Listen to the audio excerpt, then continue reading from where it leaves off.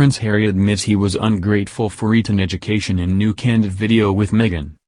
Prince Harry joked about not being as grateful as he is now for the education he has received during his childhood and teenage years in a poignant video chat. Prince Harry and Meghan Markle joined Nobel Peace Prize winner Malala Yousafzai in a video chat focused on the female-male education gap and how it has been worsened by the coronavirus pandemic. The trio highlighted the critical importance of having girls across the world being able to access education. But during the conference call, the Duke of Sussex also joked about how he did not realize when he was young how grateful he should have been for the education he received.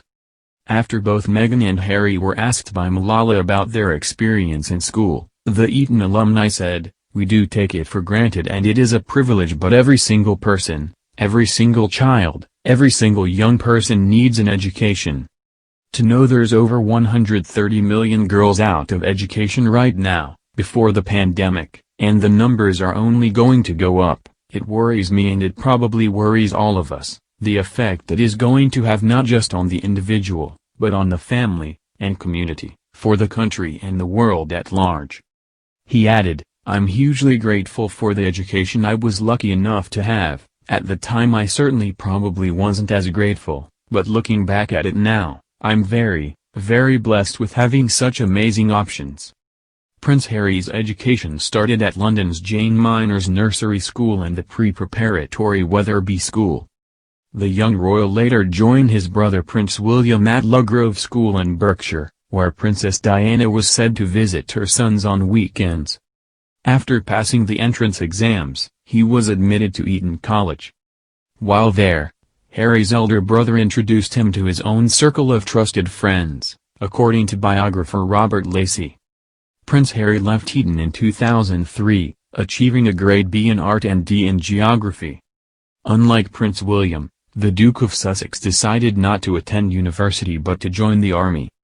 Before entering the Royal Military Academy Sandhurst, the prince took a gap year during which he traveled to several countries, including Lesotho.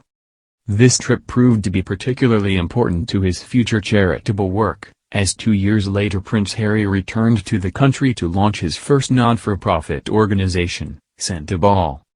During the video call, Prince Harry highlighted just how vital it is for the well-being of the whole planet to grant access to education to all girls, saying it is absolutely critical to have girls being educated when dealing with climate change. The prince explained, "With an education, it provides money, it provides an income, which makes you less susceptible to disaster, less consumption, so all of these things are so deeply connected to one another that I think education at a young age opens up so many doors and so many opportunities and so many possibilities.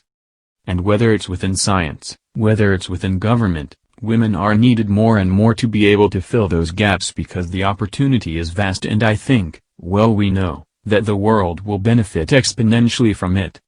A research carried out by the Malala Fund, which fights to grant access to education to all girls, found that as many as 130 million women had not been given an education before the pandemic.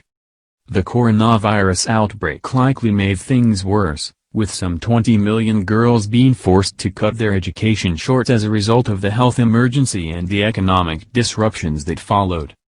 Speaking about how COVID-19 is having an impact on education, the Duchess said, "So much is at stake if we don't give a young woman an opportunity to learn and to get an education. I think there's no greater time for all of us to acknowledge that with everything else happening with COVID, on International Day of the Girl, for each of us to make a commitment that yes, the layers upon layers that are happening in this context of COVID-19 are immense but all it has done is add on top of the problems that already existed."